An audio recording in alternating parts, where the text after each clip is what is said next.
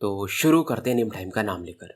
और जैसा कि पिछले एपिसोड में हमने देखा था, फ्रेशमैन कंपटीशन शुरू हो चुका था और इस बैटल को देखने के लिए हेवनली रैंकिंग में सेकंड रैंक का बंदा ली जुआनटोंग भी आया हुआ था।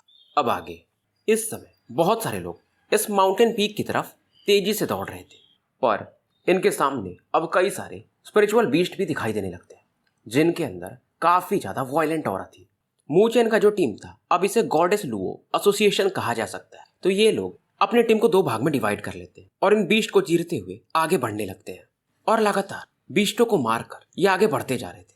लुओली तो सीधा अपनी तलवार से इन स्पिरिचुअल बीस्ट को दो भागों में काट देती थी और मूचेन से भी ये ज्यादा रूथलेस लग रही थी।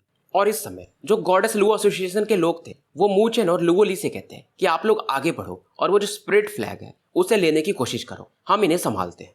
और मूचेन इन्हें स्माइल देता है और तेजी से लुओली को लेकर आगे बढ़ने लगता है। पर इस समय इनके अलावा भी कुछ लोग जो बहुत ज्यादा पावरफुल थे उस फ्लैग की तरफ बढ़ रहे थे। 10 मिनट और बीत चुके थे और मूचेन लुओली इस माउंटेन के अब बॉटम तक पहुंच चुके थे, यानी बस चढ़ाई बाकी रह गई थी। और यहाँ पर स्पिरिचुअल एनर्जी का फ्लक्चुएशन पहले से कहीं ज्यादा डेंस था और इनको सामने में एक दूसरा एसोसिएशन विवरेन एसोसिएशन करके मिलता है, यानी इन लोगों ने भी मूचेन के जैसा ही अपना टीम बनाया था। और इस टीम का जो लीडर था काफी तेजी से आगे बढ़ रहा था और ये बंदा हेवनली फ्यूजन स्टेज के इनिशियल फेज में तो था ही, और इसके आसपास के लोग हाफ स्टेप हेवनली फ्यूजन पर थे। ये जो एसोसिएशन था इसे यांग होंग ने बनाया था। जब मूचेन आगे बढ़ता है तो लुओली भी आगे बढ़ जाती है और बीच में कई सारे वाई-1 एसोसिएशन के लोगों को ये इंजर्ड कर देती है। यांग होंग ने जाओलिंग वगैरह को भी सप्रेस कर दिया था और ये मूचेन को देखकर कहता है कि ये वाली पोजीशन यानी स्पिरिट फ्लैग तो तुम्हें मिलने से रही। और इसकी आवाज में एक प्राइड टोन था। मूचेन इसे कुछ बोलता नहीं है और इधर इसने यांग होंग ने मूचेन पर डिस्ट्रक्टिव स्पिरिट फिस्ट एक अटैक लॉन्च कर दिया था। इस अटैक के बदले मूचेन भी अपने 4 डेथ सील्स को कंडेंस करके इसकी तरफ लॉन्च कर देता है। दोनों अटैक्स एक दूसरे से टकराते हैं और भयंकर लेवल का रिपल्स चारों तरफ फैलने लगते हैं।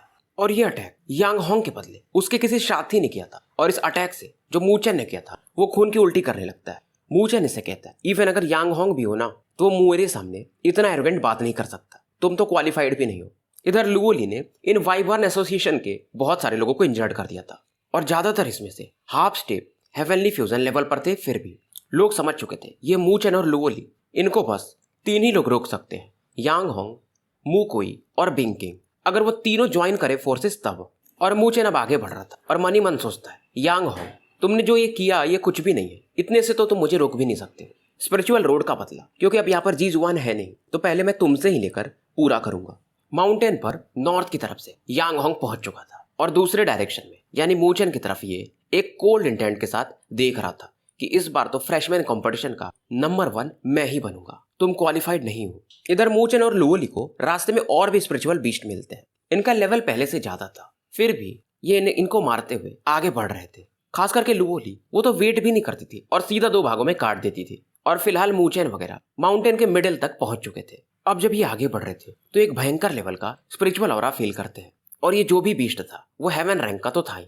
इस बीस्ट की बॉडी पाइथन के समान थी और इसे कहा जाता है माउंटेन डेवोरिंग पाइथन। ये हेवन रैंकिंग में 86 रैंक का बीस्ट है, पर ये पाइथन अभी थोड़ा बच्चा था, हेवनली फ्यूजन के इनिशियल फेज में था। नहीं तो अगर ये मैच्योर होता तो शायद ही मूचेन और लुओली इसे हरा पाते।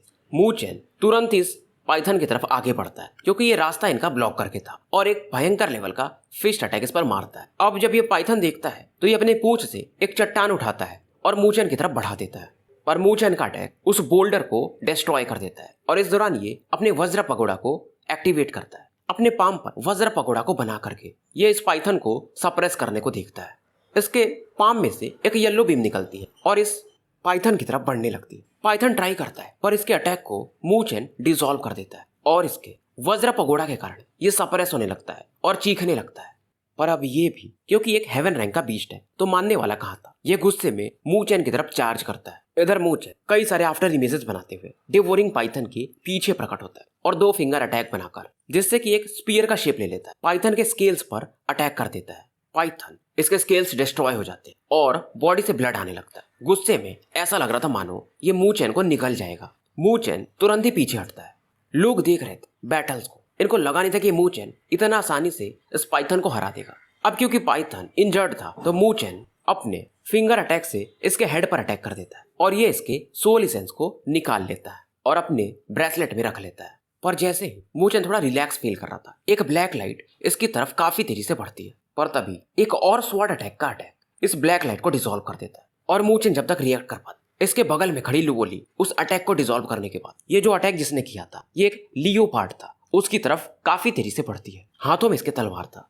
तलवार में से एक ब्लैक लाइट निकलती है और तुरंत ही ये लियोपार्ड को 2 भागों में बांट देती है। अब जो भी सीन को देखता है वो हैरान था, क्योंकि ये लियोपार्ड नॉर्मल लियोपार्ड नहीं था, ये हेवन रैंक का लियोपार्ड था। इसे स्पेक्टर लियोपार्ड कहा जाता है। मूचेन इसकी तरफ देखता है और कहता है नॉट बैड, और ये काफी केयरलेस था। अगर लुओली बीच में नहीं आती तो ये इंजर्ड भी हो सकता था। पर अब ये समझने लगे थे कि यहाँ पर हेवन रैंक के स्पिरिचुअल बीस्ट बहुत सारे हैं, तो इन्हें जल्दी से पीक पर पहुंचना पड़ेगा। अब ये लोग भी पीक की तरफ बढ़ रहे थे। उधर यांग होंग, मू कुई और बिंग किंग भी आगे तो सभी बढ़ रहे थे, पर बीच बीच में स्पिरिचुअल बीस्ट की गर्जन को ये सुन सकते थे। एल्डर जूटियन और बाकी दोनों एल्डर्स भी माउंटेन की तरफ देख रहे थे और ये कहते हैं इस बार के बच्चे थोड़े फास्ट हैं, पर जब फिनाले की तरफ बढ़ेंगे तब मजा आएगा, खास करके वो जो बिग गाय ऊपर में है। अब ये बिग गाय कौन है हमें आगे पता चलेगा।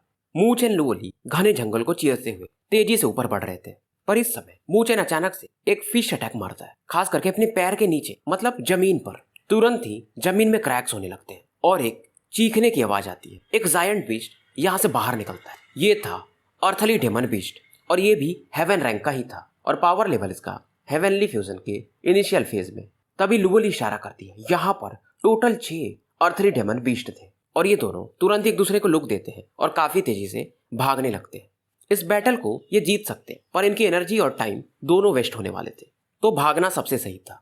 अब ये आगे बढ़ रहे थे और तभी इन्हें एक गुस्से में आवाज सुनाई देती है और यहाँ पर इन्हें 30 हेवन रैंक के स्पिरिचुअल बीस्ट दिखाई देते हैं। अब ये लोग सोचने लगते हैं एकेडमी वाले गजब ही है, इतने बीस्ट। और यही नहीं थे यहाँ पर, अब क्योंकि ये ऊपर की तरफ बढ़ चुके थे तो बहुत सारे लोग थे और इधर उधर भाग रहे थे। अब मूचेन देखता है तो इसे यांग होंग, मू कुई, बिंग किंग और कुछ और स्टूडेंट्स दिखाई देते हैं। लोग भी सोच रहे थे इतने सारे स्पिरिचुअल बीस्ट, इस बार के फ्रेशर्स थोड़े अनलकी है, इन्हें स्पिरिचुअल बीस्ट से भी फाइट कर रहे हैं और अपने जो साथी लोग हैं यानी फ्रेशर्स उनसे भी।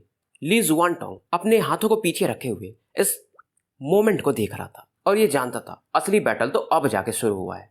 जाओलिंग भी यहाँ पर पहुंच चुका था और ये काफी थका हुआ लग रहा था। जाओलिंग भी हेवनली फ्यूजन के इनिशियल फेज में था, पर इसकी ऑरा फिलहाल अनस्टेबल थी और ऐसा लग रहा था कि इसी समय इस कंपटीशन के दौरान ही इसने ब्रेक थ्रू किया था। मूचेन कहता है पहले स्टोन प्लेटफॉर्म पर पहुंचते हैं, बाद में देखते हैं। मूचेन जैसे आगे बढ़ने वाला था, इसकी तरफ एक खतरनाक अटैक बढ़ता है। जाओलिंग इसे सावधान करता है। मूचेन क्योंकि टाइम कम था तो तुरंत ही अपने पगोड़ा को बना लेता है और अपनी बॉडी को प्रोटेक्ट करता है और ये देखता है कि ये कौन था। इसको मालूम था ये कौन हो सकता है। मूचेन देखता है और कहता है यांग हो, अगर तुम्हें फाइट करना ही है तो सामने से करो।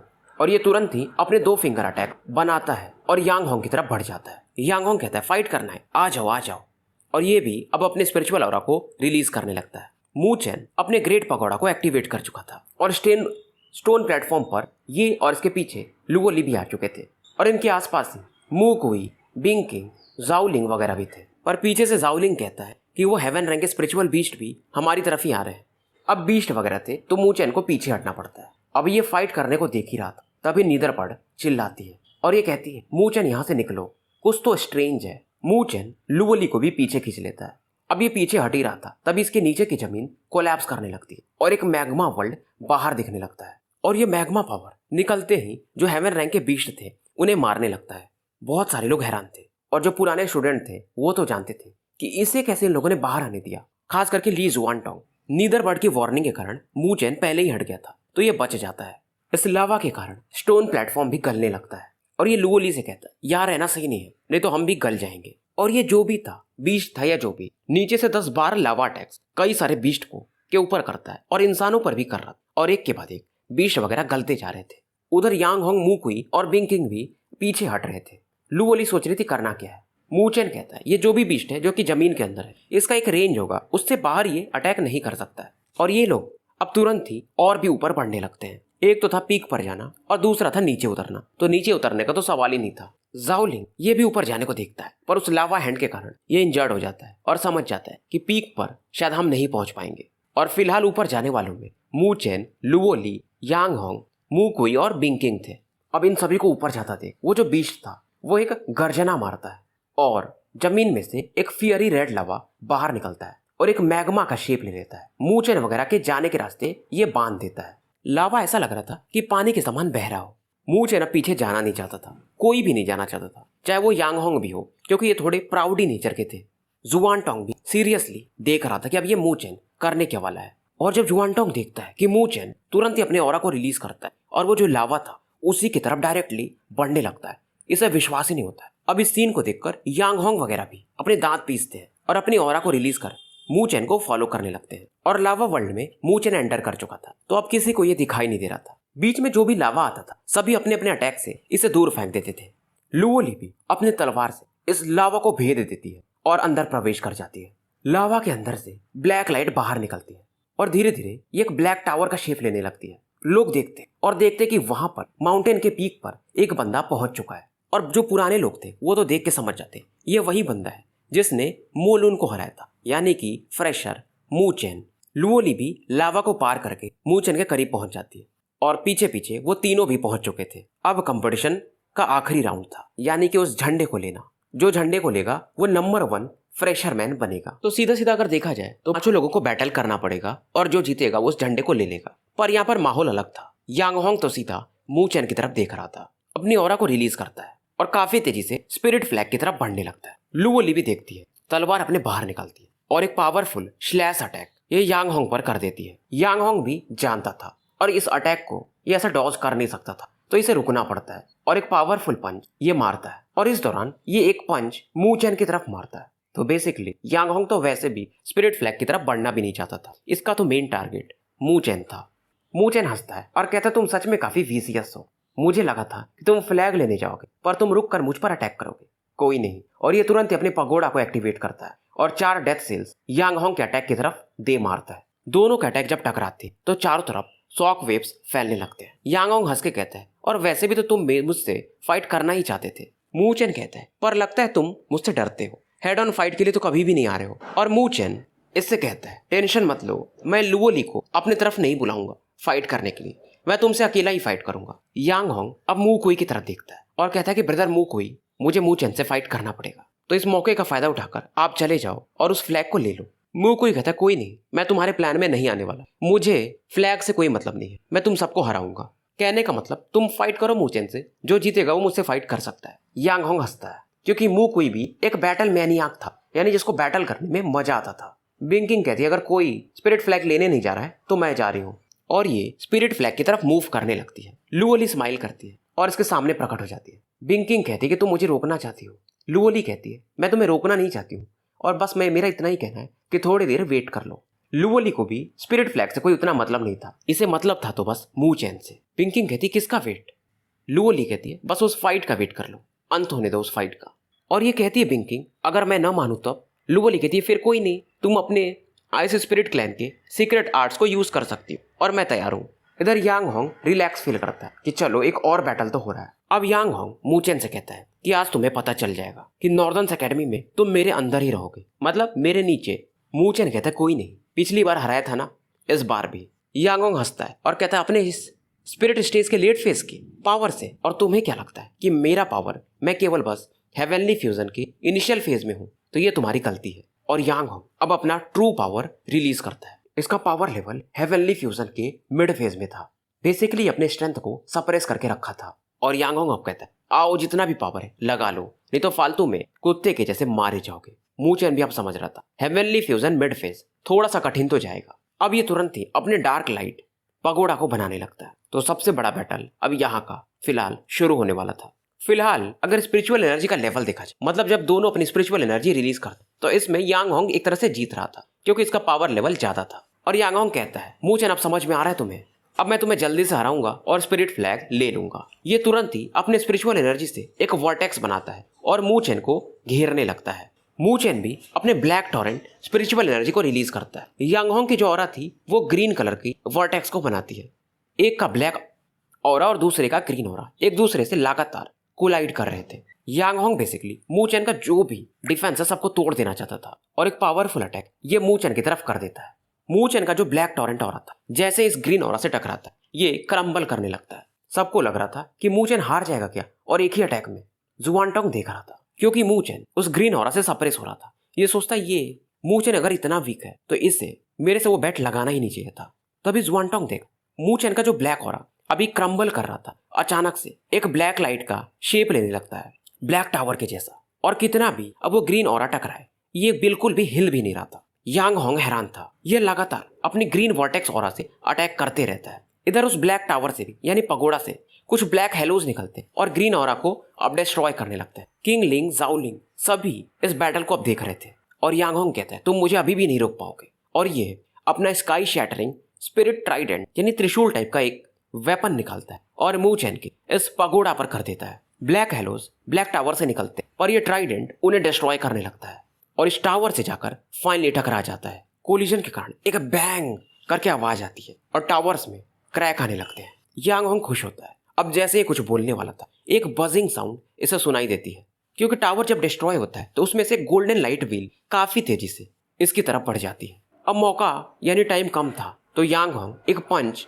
उस लाइट व्हील पर दे मारता है और इसे डिस्ट्रॉय कर देता है, पर शायद थोड़ा लेट कर चुका था ये। अब ये देखता है तो इसके आसपास एक अलग फ्लक्चुएशन इसे फील होता है और एक ड्रैगन और साथ में एलिफेंट वाला कोई पेश इसको घेर चुका था। ये था मूचेन का स्पिरिचुअल एरे। मूचेन ने काफी फास्ट बनाया था इसे और ये रैंक 3 के आसपास का एक एरे था।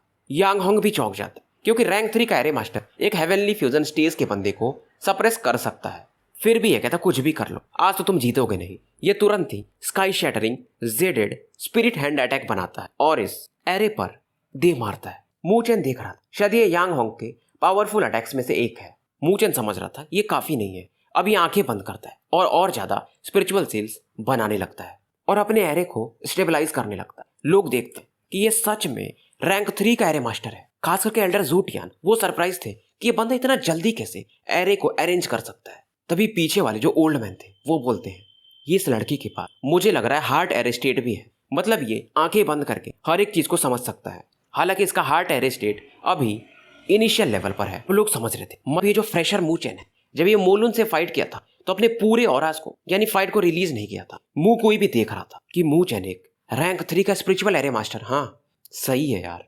लुओ ली और बिंकिंग एक दूसरे से फाइट कर रही थी और कोई सीरियस फाइट नहीं था क्योंकि दोनों अपने ऑरास को ज्यादा यूज नहीं करना चाहती थी। बिंकिंग भी हैरान थी मूचेन की तरफ देखकर कि ये बंदा सिंपल तो नहीं है। खास करके मूचेन का जो बैकग्राउंड ये काफी गरीब घर से आता और ये यांग होंग के बराबर है। ये काफी बड़ी बात थी क्योंकि यांग होंग एक अच्छे फैमिली से था और इसी की वजह से लुओ ली मूचेन पर विश्वास करती थी कि मूचेन नॉर्दर्न एकेडमी आएगा, इसलिए ये यहाँ पर आई भी थी और शायद फ्यूचर में मूचेन पूरे ग्रेट 1000 वर्ल्ड में अपना एक नाम कायम करेगा। और मूचेन ने इसे कहा था कि जब मैं एक दिन फेमस हो जाऊं तो मैं तुम्हें प्रोटेक्ट कर पाऊंगा। इसने ये बात स्पिरिचुअल रोड में कही। तभी ये लड़की स्माइल करती है अपने पुराने दिनों को याद कर और मूचेन कहता है फिर इस दुनिया में बस मेरा ही नाम होगा, मतलब तुम कहीं भी जाओगी तुम्हें अकेला फील नहीं होगा।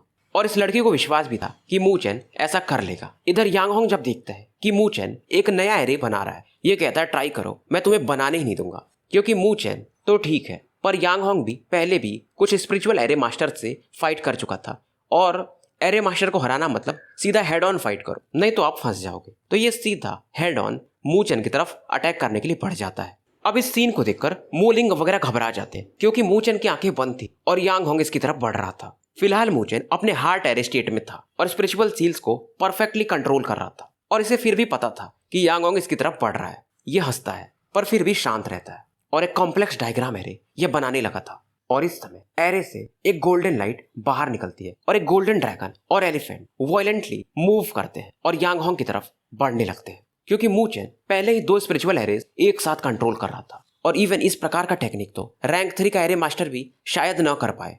जू टियान चौंक जाते कि एक साथ 2 एरेज, क्या है ये बंदा। ये लड़का हार्ट एरे स्टेट में भी काफी टैलेंटेड है क्योंकि हाई लेवल के भी एरे मास्टर इस चीज को डेवलप करने लंबा समय लेते हैं पर मूचेन इतनी कम एज में बहुत बड़ी बात थी। यांग होंग भी इस समय वो जो एलिफेंट इसकी तरफ बढ़ता है गोल्डन डिस्क के रूप में उस पर अटैक करता है और जो यांग होंग मूचेन को डिस्टर्ब करना चाहता नहीं कर पाता है। पर फिर भी यांग होंग कहता है बस तुम एक रैंक 3 के एरे मास्टर हो तो मुझे चैलेंज कर सकते हो, हाउ नेइव। मूचेन फिर भी स्माइल करता है और ये अपने हैंड सील्स को लगातार चेंज कर रहा था और एक रेड स्कारलेट एरे को अरेंज करने लगता है। इस एरे के बीच में रेड कलर के फ्लेम्स थे और इसमें से एक फ्लेम पिलर निकलता और धीरे धीरे ये जो फ्लेम था सेंटर में एक जानवर का शेप लेने लगता है। इसके 2 सींग थे और जैसे ही जानवर प्रकट होता है यानी एरे से, पूरा स्पेस यहाँ पर जो नमी थी वो जलने लगती है, गायब होने लगती है। ये था रैंक 3 का एरे ऑफ द ग्रेट इफ्रिट, जो कि मू चेन ने 30,000 या 40,000 पॉइंट्स में अभी कुछ दिन पहले ही खरीदा था। और इस समय ये जो बीस्ट था इफ्रिट मीटियोर यानी उल्का पिंड के समान यांग होंग पर लगातार अटैक करने लगता है। अब यांग होंग कहता है यही तुमने प्रिपेयर किया है, अब मैं बोर हो चुका हूँ, अब मैं इस बैटल को जल्दी ही खत्म करूंगा। यांग होंग अचानक से गायब हो जाता है और एक जाइगेंटिक ड्रैगन का शेप ले लेता है। बेसिकली ये ड्रैगन अलग ही था, टाइगर ड्रैगन कह सकते, मतलब मुंह टाइगर के जैसा और शरीर ड्रैगन के जैसा। ये था रैंक 50 का बीस्ट टाइगर ड्रैगन, जिससे यांग होंग ने डिवोर किया था। किसी को लगा नहीं था कि यांग होंग एक पावरफुल बीस्ट के सोल एसेंस को डिवोर किया होगा। जुआनटोंग भी थोड़ा इधर सरप्राइज था। अब ये भी देखना चाहता था कि मूचेन क्या कर सकता है। इधर ये टाइगर ड्रैगन आगे बढ़ता है और ये मूचेन से कहता है देखो अब मैं तुम्हारे इस रैंक 3 के स्पिरिचुअल एरिया अटैक को कैसे डिस्ट्रॉय करता हूँ। ये अपने क्लॉ को आगे बढ़ाता और जो फ्लेम मेटियोर था यानी उल्का पिंड, उस पर एक क्लॉ अटैक दे मारता है। और ये जो इफ्रिट एरे था ये अचानक से रुक जाता है, क्योंकि ये जो एरे था उसमें से लगातार आगों की बारिश हो रही थी। ये अचानक से मानो फ्रीज हो जाते हैं और कई पंचेज वगैरह रूथलेसली ये इस एरे पर करने लगता है। मू कुई यांग होंग के इस सीन को देख रहा कि ये भी काफी पावरफुल है और इसके चेहरे पर इस समय एक हैवी एक्सप्रेशन था। बिंकिंग देखती है और लुओली से कहती है लगता है तुम्हारा ये मू चेन अब हार जाएगा, क्योंकि यांग होंग का स्ट्रेंथ काफी बढ़ चुका था। लुओली एक स्माइल देती है और कहती है वो इतना जल्दी हार ही नहीं सकता। बिंकिंग इसे एक लुक देती है, इसको समझ में नहीं आता है इस लुओली को इतना विश्वास कैसे है इस मू चेन पर। तो ये हंस के कहती है फिर ठीक है मैं देखती हूँ कि ये मू चेन करता क्या है। और इधर यांग होंग अपने इस टाइगर ड्रैगन फॉर्म से मू चेन के इस एरे को डिस्ट्रॉय कर देता है। अब ये मू चेन से कहता है अब तुम्हारी पारी। इसके बॉडी से सियान कलर की लाइट बाहर निकल रही थी और ये काफी तेजी से लाइक अ शैडो मू चेन की तरफ बढ़ता है और अपने क्लॉ पर डेंस ऑरा इकट्ठा करता है। और इसका जो ऑरा था स्पिरिचुअल एनर्जी घूम रहा था काफी तेजी से और इसे ये मू चेन की तरफ ब्लास्ट कर देता है। शायद ये जो अटैक था आराम से हेवनली फ्यूजन के इनिशियल फेज के बंदे को मार सकता है। मू चेन देखता है इधर ज़ूटियान, उनका भी चेहरा बन चुका था कि ये दोनों बंदे इस लेवल का यानी लाइफ और डेथ बैटल कर रहे हैं, शायद इन्हें बीच में इन्वॉल्व होना पड़ेगा। पर मू चेन अपनी आंखें बंद करता है और इसके बॉडी से ब्लैक फ्लेम्स बाहर निकलती है। और जब ये सीन देखते हैं ज़ूटियान तो ये हैरान थे, क्योंकि नॉर्मली जब कोई बंदा स्पिरिचुअल बीस्ट के सोल एसेंस को डिवोर कर ले तो वो बीस्ट तो मर चुका है, तो वो वाइटैलिटी फील नहीं होती है कि वो बीस्ट जिंदा है। पर मू चेन जब अपने फायर को एक्टिवेट किया था तो ऐसा लग रहा था कि इसके बॉडी में जो बीस्ट है वो खुद जिंदा है और ये फ्लक्चुएशन अलग ही था, अलग ही इसकी स्पिरिचुअलिटी थी। उधर यांग होंग का जो पंच था मू चेन से आके टकरा जाता। जाओलिंग, किंगलिंग वगैरह अब ये तो उदास हो चुके थे कि क्या मू चेन बचेगा, पर मूलिंग को समझ में नहीं आ रहा था मू चेन अभी गिरा नहीं था, क्योंकि इतना खतरनाक पंच तो मू चेन को अब तक जमीन पर गिर जाना चाहिए था। अब ये लोग जब देखते हैं तो वो जो सियान लाइट अटैक वो धीरे धीरे अब गायब होने लगता है और वहां पर एक बंदा ब्लैक ऑरा में कवर्ड सबको दिखता है। लोगों को विश्वास नहीं हो रहा था ऐसा कैसे हो सकता है कि एक स्पिरिट स्टेज लेट फेस के बंदे को हेवनली फ्यूजन मिड फेस का बंदा हरा नहीं पा रहा है, क्योंकि मू चेन को तो अब तक मर जाना चाहिए। इधर यांग होंग जो कि टाइगर ड्रैगन के शेप में था फिर से अपने क्लॉ को लेकर मू चेन की तरफ बढ़ता है। इधर वो जो ब्लैक फ्लेम्स थे मू चेन के पीछे 2 पंख बना देते और मू चेन भी कई सारे आफ्टर इमेजेस बनाते हुए अचानक से 1 किलोमीटर दूर प्रकट होता है। और इस समय धीरे धीरे वो ब्लैक लाइट जो थी पूरे स्पेस को कवर करने लगती है। ज़ूटियान ये फ्लक्चुएशन जब फील करते हैं तो फिर से हैरान थे, क्योंकि इस फ्लक्चुएशन को कौन नहीं पहचान सकता था। जो पावरफुल लोग हैं वो तो जानते थे कि मू चेन ने 9 नीदर पार्ट के सोल एसेंस को डिवोर किया है। ये भी शॉक्ड थे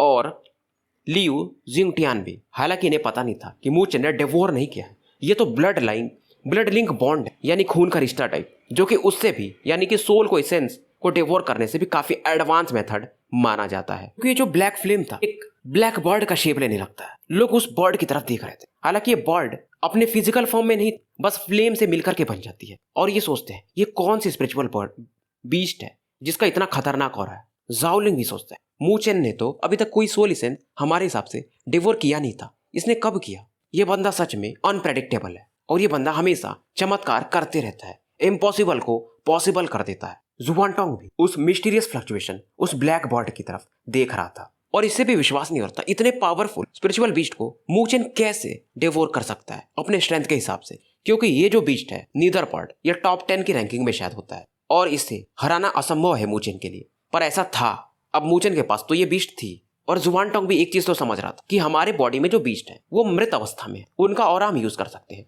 पर मू चेन के पास जो है वो पूरा जिंदा लग रहा है। ज़ूटियान यानी जो एल्डर थे उनको भी नहीं समझ में आ रहा था, क्योंकि इनके क्लैन में वो जो नॉर्दर्न ड्रैगन है वो इसी लेवल के बीस्ट है जैसे कि नीदरबर्ड है। हालांकि नीदरबर्ड उतनी फिलहाल पावरफुल नहीं है। नॉर्दर्न हेवन स्पिरिचुअल एकेडमी के गार्जियन बीस्ट माने जाते, इवन यहाँ के प्रिंसिपल भी उनसे वीक माने जाते हैं। तो ये बर्ड मान कैसे गई मू चेन को अपना सोल एसेंस देने के लिए? हो ही नहीं सकता। पर ये फिर भी स्माइल कर रहे थे कि इंटरेस्टिंग। लुओली शांति से देख रही थी और इसको मालूम था कि मू चेन ने जो चीज खोया है स्पिरिचुअल रोड पे, इसका पावर लेवल बढ़ नहीं पाया था, ये सभी चीज को हासिल कर लेगा। इधर नीदरबर्ड मस्ती से मंडाला फ्लावर के अंदर बैठी हुई थी और अपने ब्लैक फ्लेम्स को मूचन की तरफ भेज रही थी। मतलब क्योंकि ब्लड लिंक था तो मूचन इसके पावर को यूज कर पा रहा था उस लेवल तक। ये भी हैरान थी, एक तरह से ये मूचन का पावर था। मतलब इसने नीदरबर्ड से उसका पावर फोर्सफुली मांगा नहीं था, जो कुछ हिस्सा इसको मिला था ये वही यूज कर रहा था। और अगर नीदरबर्ड इसके बॉडी को छोड़ के बाद में चली भी जाती है तो ये पावर मूचन की बॉडी में रहेगा। फ्यूचर में मूचन नीदरबर्ड का शेप भी ले सकता है और नीदरबर्ड के पास भी मूचन के पावर्स रहेंगे। बहुत बड़ी बात थी ये, और ये चीजें फिलहाल यहाँ पर किसी को नहीं पता था। शायद बस लुवोली को पता था क्योंकि वो एक बड़े क्लैन से थी, पर उसका भी ये अभी तक गेस था। इधर मूचन जिसकी आंखें ब्लैक फ्लेम से जल रही थी उस एंशिएंट ड्रैगन की तरफ देखता है। यांग होंग को लगा था ये बैटल ये जीत चुका है, पर अब सिचुएशंस बदल चुके थे। इसका जो एंशिएंट टाइगर ड्रैगन वो इस मिस्टीरियस ब्लैक बर्ड से डर रहा था और ये अब समझ रहा था ये लड़का सच में काफी डेंजरस है, इससे मुझे हराना ही पड़ेगा, इसको मैं जिंदा भी नहीं देख सकता। अब इसकी बॉडी से अज्योर लाइट्स बाहर निकलती है और मूचेन को ये घेरने लगता है। ये अपने पूरे मेथड्स अब यूज करने वाला था ताकि मूचेन को मार सके। मूचेन के बॉडी से जो ब्लैक फ्लेम्स निकल रहे थे इस ब्लू ऑरा के खिलाफ इसे प्रोटेक्ट करते हैं, और जो भी स्पिरिचुअल एनर्जी उस ब्लू फ्लेम्स में थी यानी ब्लू लाइट में, ये ब्लैक फ्लेम्स उन्हें भी जला दे रहे थे। लगातार अब ड्रैगन अटैक करता है पर मूचेन के करीब भी नहीं पहुंच पा रहा था। पर इस समय फ्लेम के रूप में जो वो नीदरबर्ड थी वो गायब हो जाती है और मूचेन अब इस ब्लैक फ्लेम के पावर यूज करता है अपना 9 टावर ब्लैक पगोड़ा बनाने में। ब्लैक टावर, और इसमें से एक खतरनाक लेवल का रिपल निकल रहा था। अब जब एंशिएंट ड्रैगन जो कि यांग होंग था फिलहाल, वो जब इसे देखता है तो डरने लगता है। ब्लैक टावर्स में से एक अलग ही फ्लक्चुएशन निकलता है और ये इस एंशिएंट ड्रैगन यानी यांग होंग को सप्रेस कर देता है। इवन जबकि ये हेवनली फ्यूजन के मिड फेज में था तो भी ये कुछ कर नहीं पा रहा था। मुंह को ही बिंके शांति से इस सीन को देख रहे थे क्योंकि ये जो अटैक था शायद इन्हें भी परास्त करने के काबिल था। एल्डर ज़ूटियान उस ब्लैक टावर को देखकर कहते हैं ये ऐसा क्यों लग रहा है कि मैंने इसे कहीं देखा है, पर इन्हें याद नहीं आता है। और इतना तो समझ चुके थे यहाँ पर लोग कि ये फ्रेशर मूचेन इतना सिंपल है नहीं, और ये कहते हैं ये बैटल का अब आउटकम डिसाइड हो चुका है। पर ड्रैगन भी हार मानने को तैयार नहीं और ये तुरंत ही अपने स्ट्राइप से यानी क्लॉ से इस ब्लैक टावर पर अटैक करने लगता है और ये कहता है कि मूचेन मैं नंबर 1 फ्रेशर हूँ, तुम भी मुझे हरा नहीं सकते हो। और ये खतरनाक लेवल का अज्योर लाइट कंडेंस कर और टावर पर अटैक कर चुका था, पर टावर से जो ब्लैक फ्लेम्स निकल रहे थे वो इसे मूव भी नहीं करने दे रहे थे। ऐसा लग रहा था ये कभी भी किसी भी चीज को सप्रेस कर सकते हैं। और जैसे ही ये अज्योर लाइट टकराती है ब्लैक टावर भी थोड़ा सा ट्रेम्बल करता है और शॉक वेव्स लगभग 1 किलोमीटर दूर तक फैल जाते हैं। और लगातार ये टाइगर अटैक करते रहता है पर ब्लैक टावर हिल भी नहीं रहा था। मूचेन अब फाइनली अपना हैंड साइल्स मूव करता है और कहता है pagoda tower suppress all things. Tower में से एक एंशिएंट बेल निकलता है और इस ड्रैगन की बॉडी को कैप्चर कर लेता है। अब ये एंशिएंट ड्रैगन चीखने लगता है, ऐसा लग रहा था कोई इसे सील कर रहा हो। अज्योर लाइट अब धीरे धीरे वीक होने लगती है और इस अटैक के कारण ये नीचे आके गिर जाता है। और जब ये गिरता है तो इसका हाल काफी खराब था, पर मूचेन की भी हालत कोई खास अच्छी थी नहीं। तो इस समय किंगलिंग, जाओलिंग ये भी इधर मूव करते। जुआनटोंग भी इस बैटल को देख चुका था। अब क्योंकि जो एक्सप्लोजन हुआ था उससे थोड़ा धूल धूल हो गया था तो किसी को क्लियर कुछ दिखाई नहीं दे रहा था। इस माउंटेन के एकदम बीच में एक बड़ा सा गड्ढा हो चुका था। टाइगर ड्रैगन गायब हो चुका था, ब्लैक टावर भी गायब हो चुका था। यांग हो इसके बाल बिखरे थे, कपड़े फट चुके थे और ये मूचेन को देख रहा था। पागलपन भी था इसके अंदर और डर भी था, पर दोनों अभी भी खड़े थे। मूचेन भी काफी वीक था और अपने होठ पर लगे खून को पोंछता है और ये इसे कहता है मैंने तुमसे पहले ही कहा था कि जो तुमने और जी जुआन ने मुझसे छीना था मैं उसे छोड़ने वाला नहीं हूँ। यांग होंग का चेहरा लाल हो चुका था। ये खड़ा तो था पर अब जमीन पर गिर चुका था और ये सोचता है कि जबकि इसको स्पिरिचुअल रोड का एम्पावरमेंट मिला नहीं फिर भी ये कैसे हमारे बराबर है जबकि इसका पावर कम है। शायद इसे जी जुआन ही हरा पाए, मैं तो नहीं। तो भाइयों स्टोरी यहीं पर समाप्त करते हैं और मिलते हैं फिर शाम में एक नए वीडियो के साथ। और भाइयों चैनल को ज़्यादा से ज़्यादा लाइक और सब्सक्राइब करो और वीडियो को शेयर करो। और मैं एक नया चैनल खोलने वाला हूँ जिसपे मैं डोंगुआ यानी कि जो एनीमे चलता है उसको एक्सप्लेन करूँगा, क्योंकि यहाँ पर बस केवल नॉवेल ही चल रहा है।